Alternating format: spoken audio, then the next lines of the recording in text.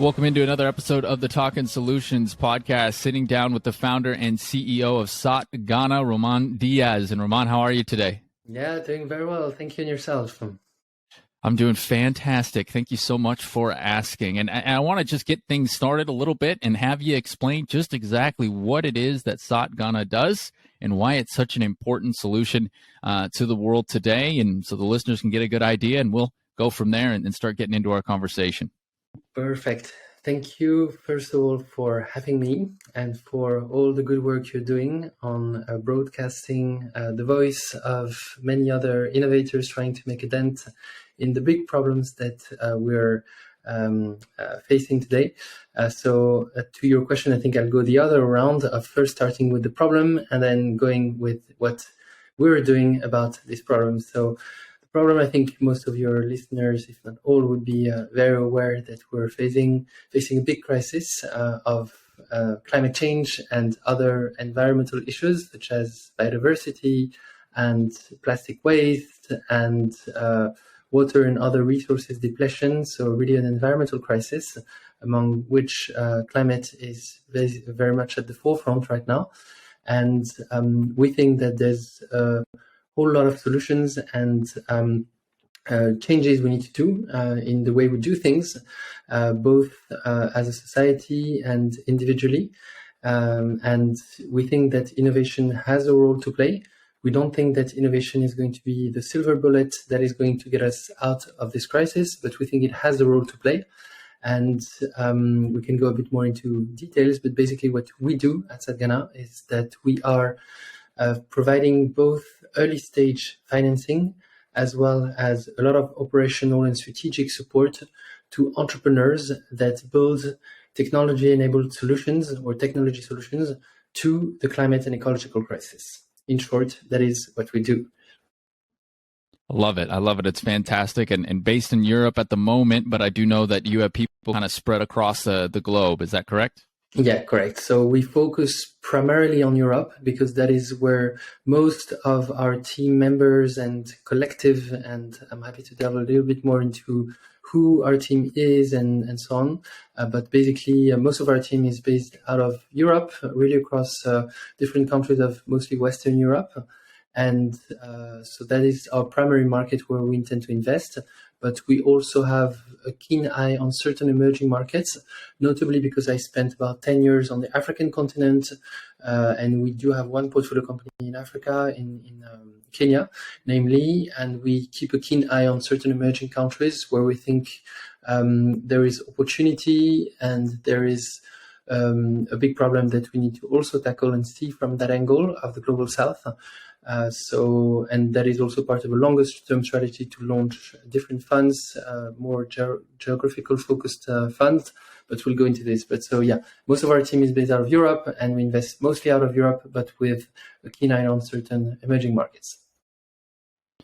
Fantastic. And Romain, too, you mentioned so many things that I want to ask questions about within those last couple of answers. I mean, we're in a climate crisis. There's no doubt about that, with so many things changing. And we've certainly seen it this summer again with just record temperatures. I mean, I think the UK, or was it Scotland, in the UK and Scotland, for the first time they hit the high recorded temperatures since they started recording their highest temperatures. So that's certainly an issue, and I want to get into that problem too. But I just want the listeners to understand and get your background a little bit as well. So just tell us a little bit about yourself and leading up to the Satgana and what made you feel that, hey, I need to do something about this. Like I feel like I have the tools to do it, and I'm going to go ahead and do so. So go ahead and share a little bit about your background, and that'd be great for us. Thanks. Sure, with pleasure.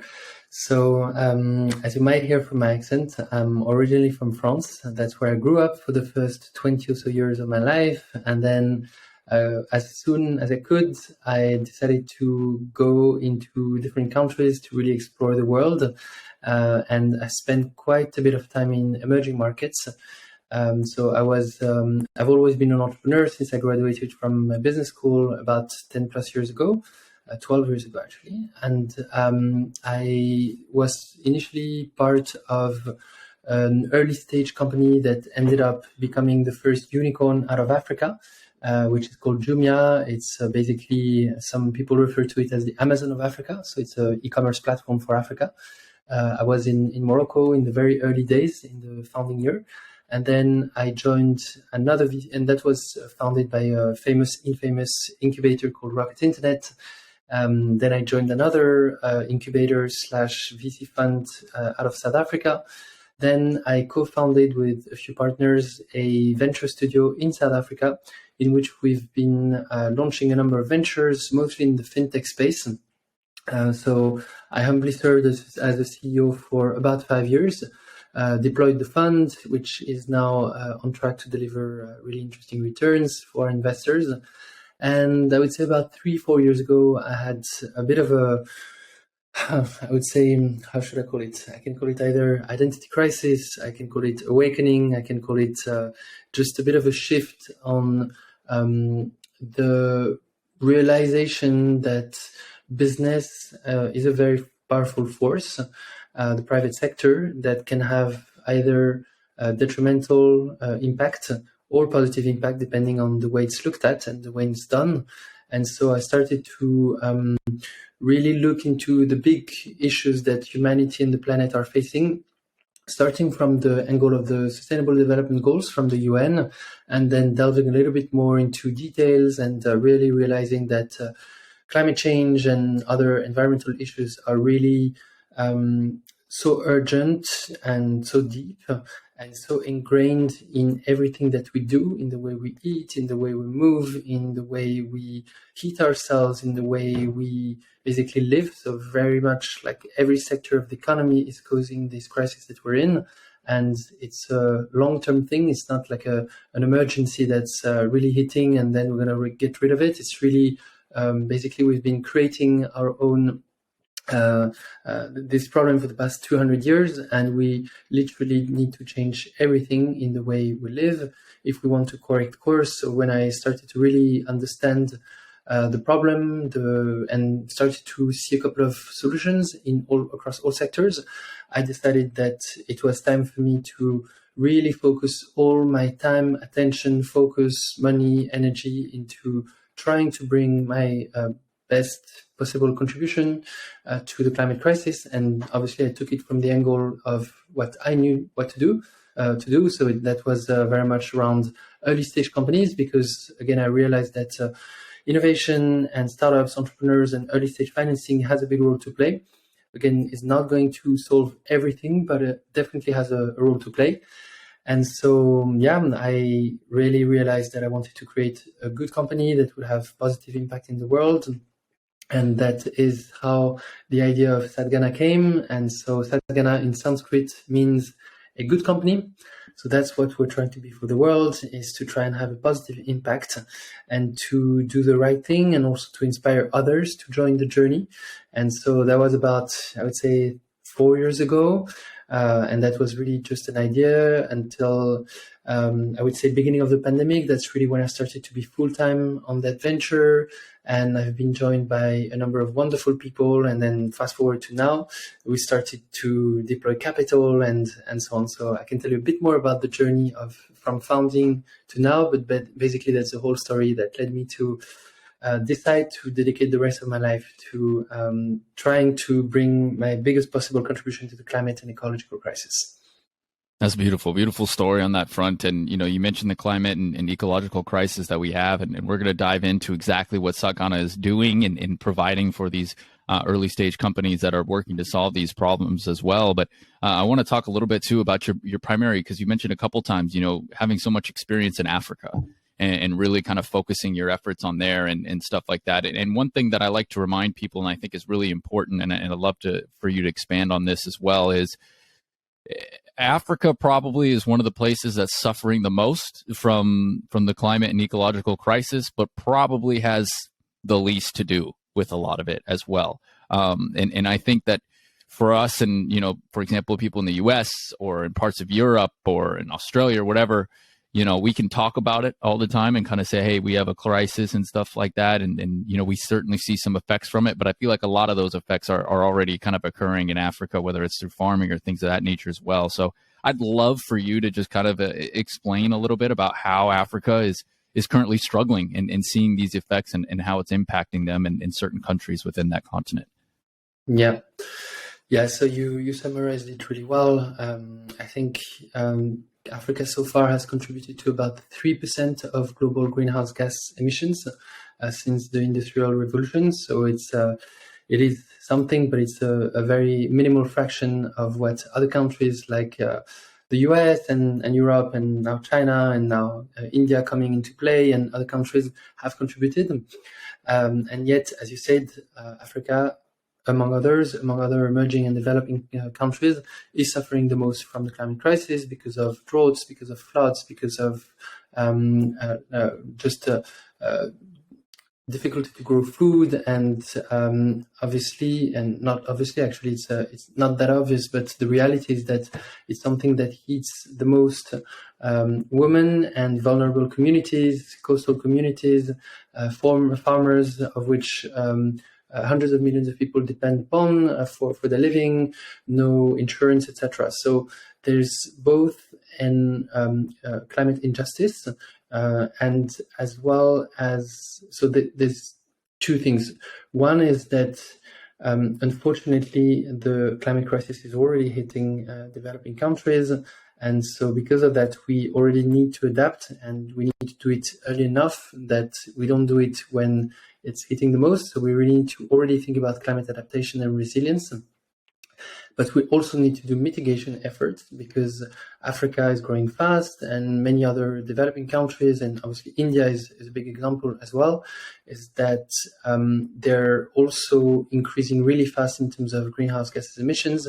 So if we don't already think about how to generate green growth, that is going to be detrimental and is going to contribute more to the global agenda. So there's always a bit of a tricky question. Obviously, us coming from more developed nations, having contributed the most, and now feeling like we need to clean up our mess, and we can't really tell people in other developing nations that they need to do it differently. But at the same time, it is true that we also need to be on a path to green growth and do things differently. So that's where, again, climate justice comes into play. That's also where development comes into play to also help these nations to be on a path to green growth.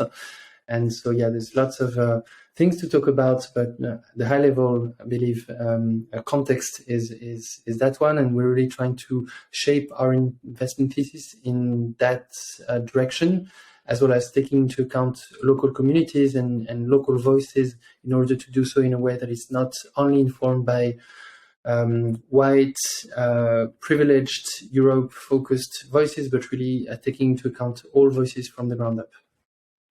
Yeah, absolutely. And let's talk a little bit about some of that expertise that your team provides and your guys' ability to kind of help these companies kind of come through with these different areas and to kind of innovate and grow in a way that's a little bit more sustainable and things of that nature as well. So, what are some of the things that Satgana really focuses on when you really kind of begin that early stages of kind of investing into a company and kind of working with them? Yes, so there's two main stages. One is pre-investment, the other one is post-investment. Pre-investment, so we source a lot of opportunities. Our deal flow currently comprises about 500 companies that we've looked out, obviously with a funnel. So some of them are just not fitting into our scope. Some of them we quickly see that we don't think they're going to be viable, or they're just not for us because too early stage, too late stage, or whatever.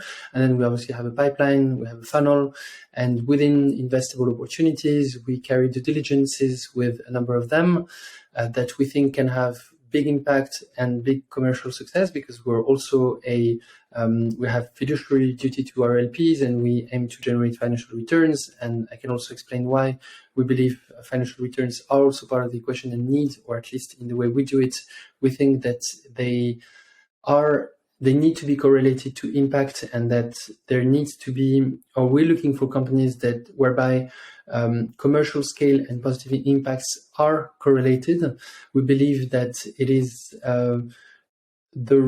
if we don't do that, there will always be a dichotomy between doing good and doing well. And we believe that in this decade of action and in the current urgent need to redirect capital flows towards positive impact, we need to have more examples of companies and funds that generate strong financial returns alongside positive impact. So we're looking for companies that have the potential to correlate big positive impacts, planetary impacts, as well as commercial returns.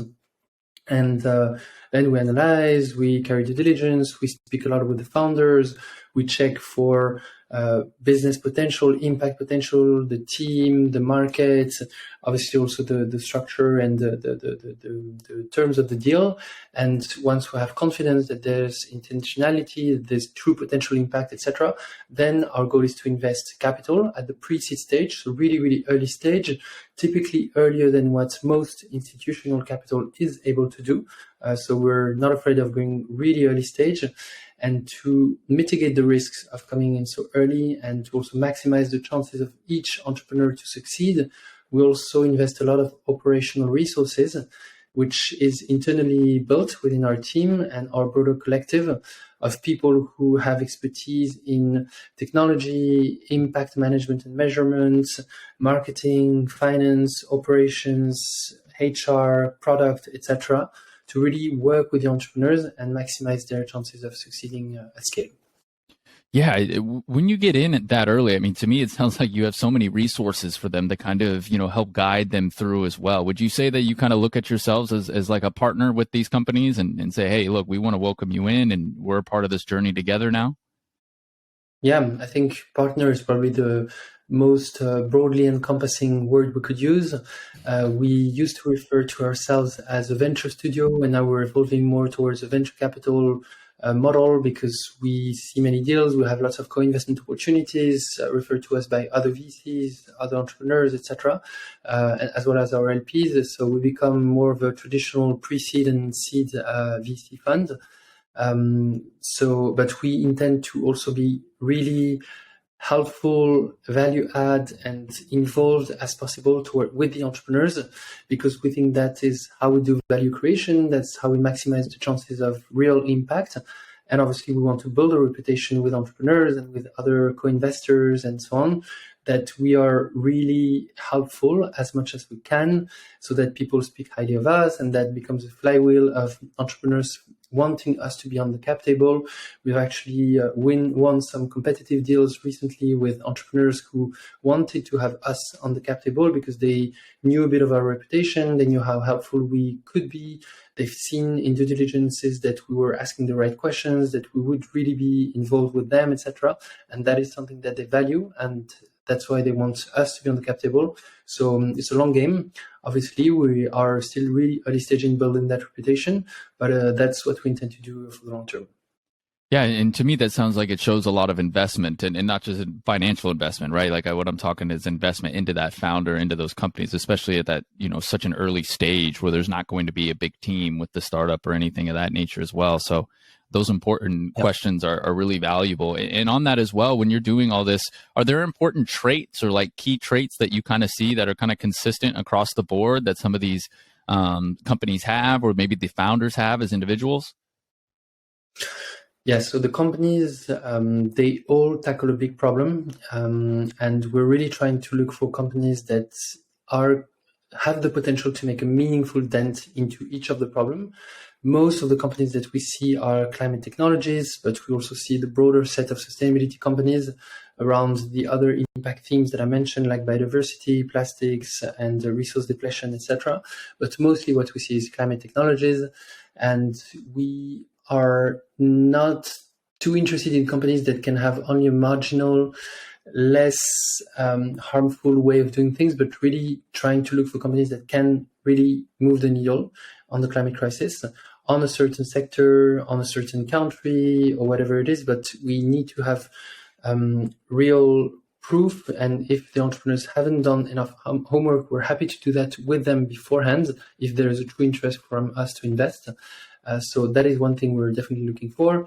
Obviously, we're looking for companies that have a sustainable business model. So we don't really want to have companies that, will figure out the business model later. We want to see a clear path to a business model fairly quickly, because that's also about financial sustainability.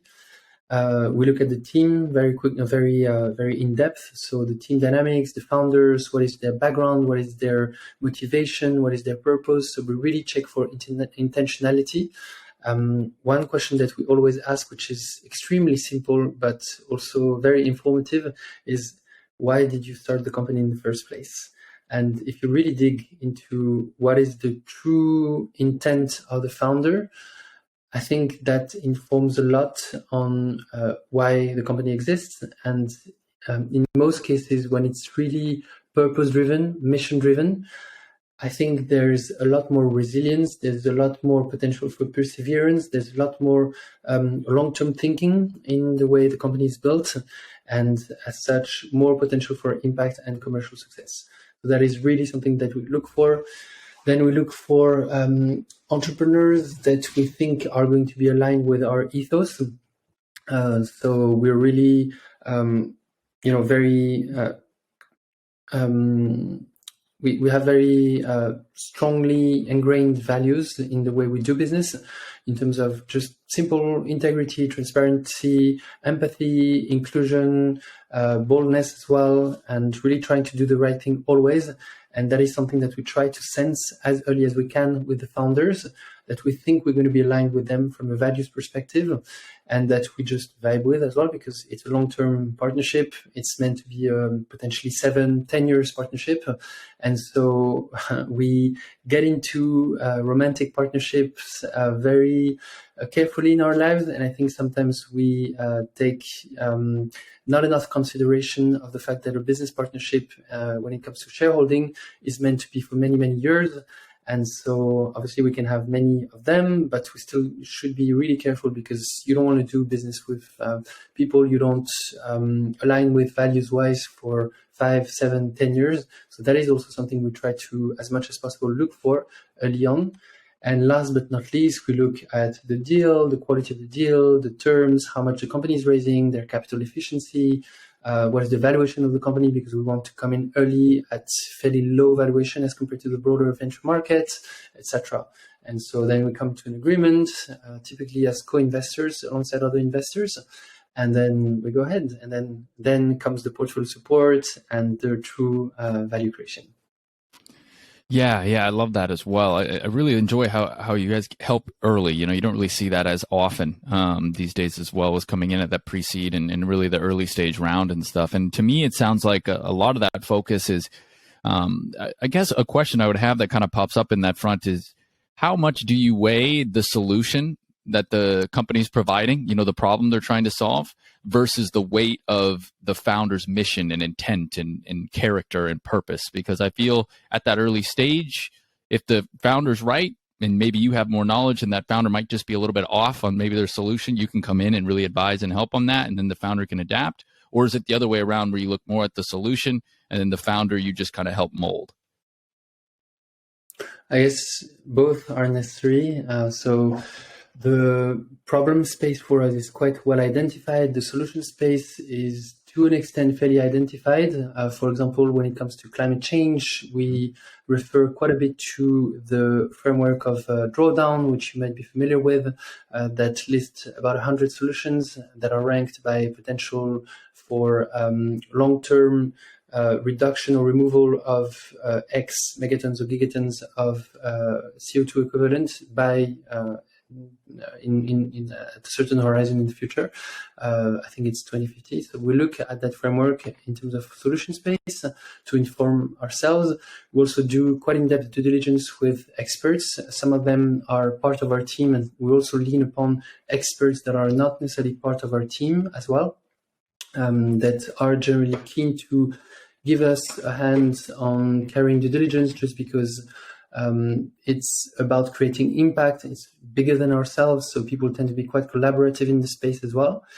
And but obviously, you also need good founders. So we are not afraid of investing into young founders that don't have so much experience, but we need to check obviously for intent and purpose. But also, we need to ensure that the founders has what it takes to build a company. It is extremely difficult endeavor to build a company in the long term, to succeed at building, founding, operating, and managing and potentially exiting a company. It takes a long time. It takes a lot of resilience, perseverance. It takes a lot of tears, sweat, sometimes blood. So it's we really check for founders that have the right pedigree or the right skill set. Even if it's not there, at least we must see potential for the founder to become a successful founder in the long term. Absolutely. And I'd be curious too, because you've talked about this a little bit as well. I know that you jumped in and you enjoy that early stage investing at that level. It's something that you know really well, expertise at. You mentioned your team at the beginning. I'd love for you to share a little bit more information about your team and everything that they provide and the people that you work close with and how that kind of comes together and morphs into one unit that really pushes forward a solution. Yeah, very good question. Also, because it also makes it's part of the specific way that we're organized. So a lot of VC firms are more organized around managing partners and then quite a pyramidal structure with principals and associates and analysts. That is not really the way we're structured. We've decided to set up what we're referring to internally as the Satgana collective, which is first an operational team, of which part is part of an investment team that really sources, screens deals, and then speaks with the founders and carries due diligence, etc. So more the traditional investing side of things. But our operational team also comprises operational people that are going to be part of the value creation team. So we have people, again, in technology, in impact management, in marketing, product, operations, human resources, etc., finance, to really help the entrepreneurs. So it's not just words, it's literally we have a team that is dedicated to that. And then we have advisors that are ad hoc available to help us at the fund level or the portfolio level to really, again, work with us or the entrepreneurs on specific matters, either sectoral expertise or functional expertise. And we have a board of directors as well, which is based in Luxembourg, which is where our fund is incorporated. So we try to create local substance, local anchoring and local, I would say, ecosystem relationships. So yeah, we have different bodies, and we also have our LPs, some of whom are quite involved with us, send us deals, are keen to speak with the founders and really work with them, which is also wonderful.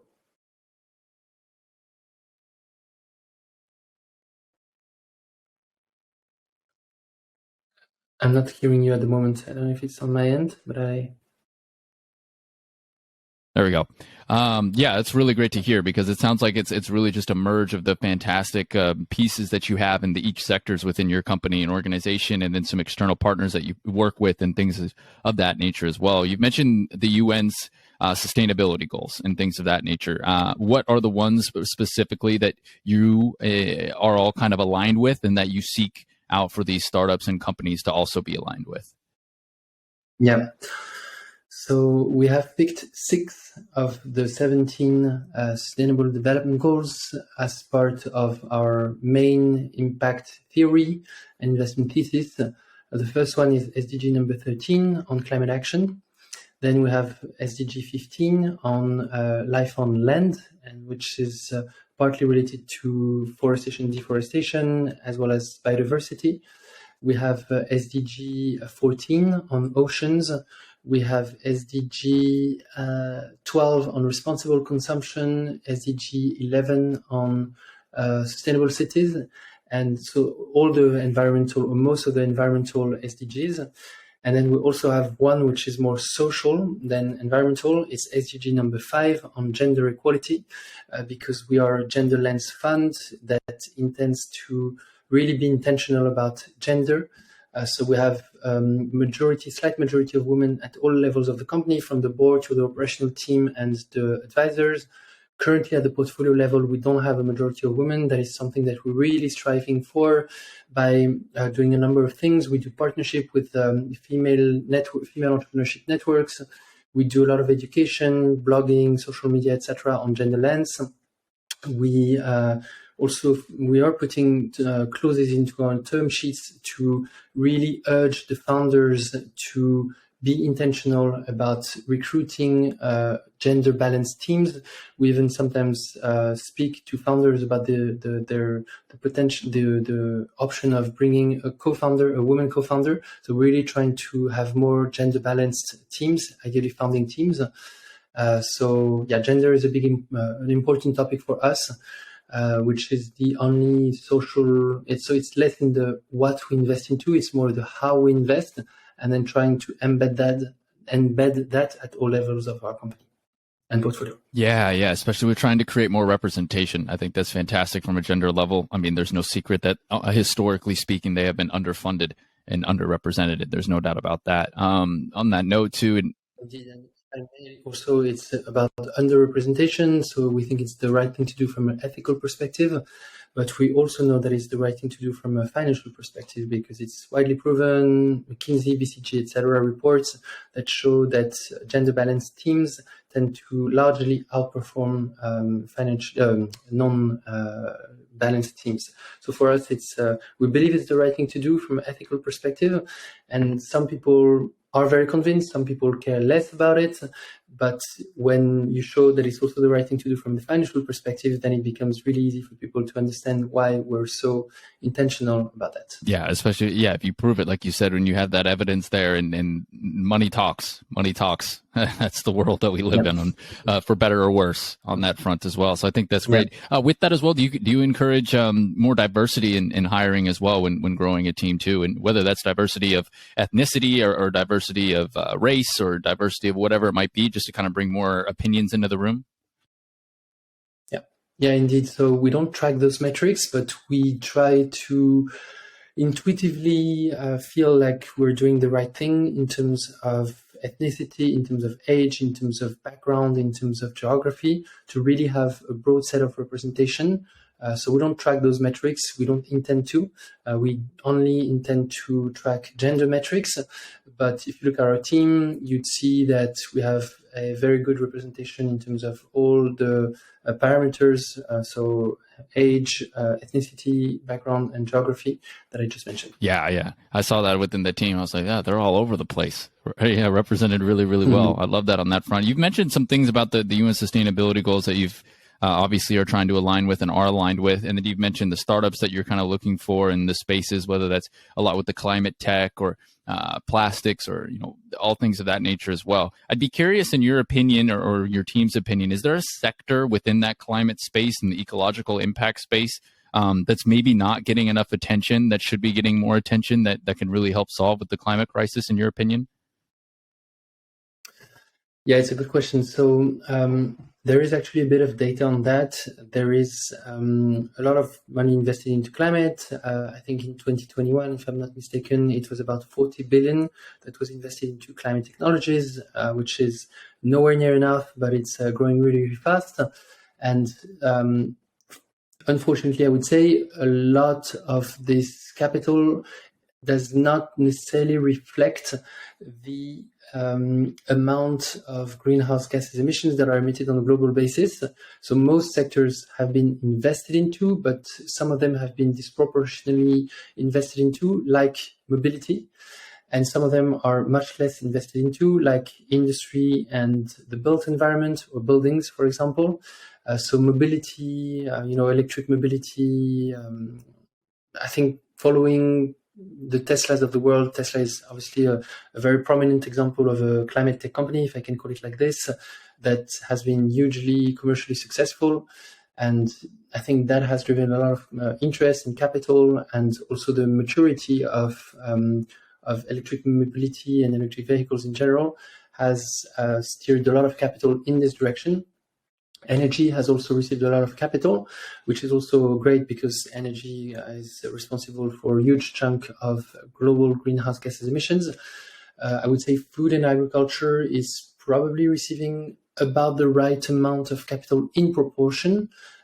Would need a lot more, but in proportion of total venture capital, I think is about reflecting the equivalent of greenhouse gas emissions, but some of them are not receiving as much, like industry, say cement alternative, steel alternatives, sustainable textiles, heating and cooling, etc., are right now underfunded areas in our opinion.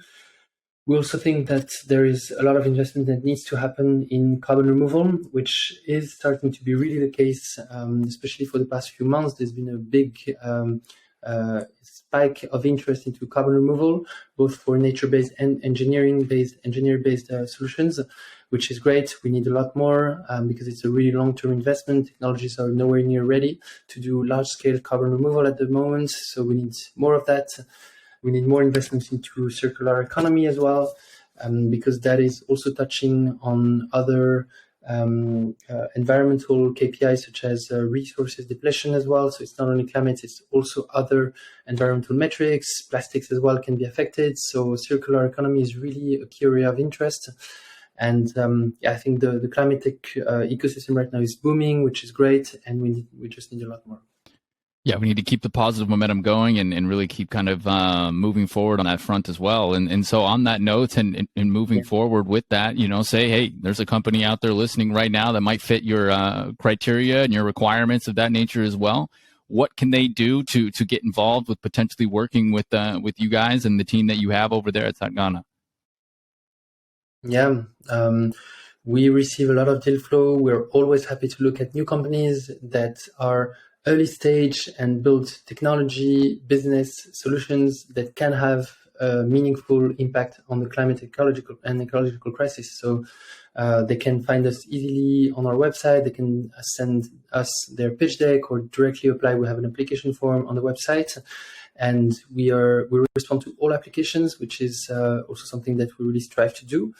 And we take calls with a number of the applications that we receive, the ones that we think may be a fit, and we take it from there. So yeah, very happy to hear from any entrepreneurs building such solutions. Fantastic. And for that, so everybody knows that's listening on the audio device right now, it is satgana.com is the website. That's SATGANA.com as well. And of course, we'll have that show notes and social media and all that good stuff as well for you. Moving forward, for people, you mentioned that you make a lot of content, and whether that's through social media channels with doing gender equality and then things of that nature, obviously pushing forward the message of the climate crisis and stuff like that as well.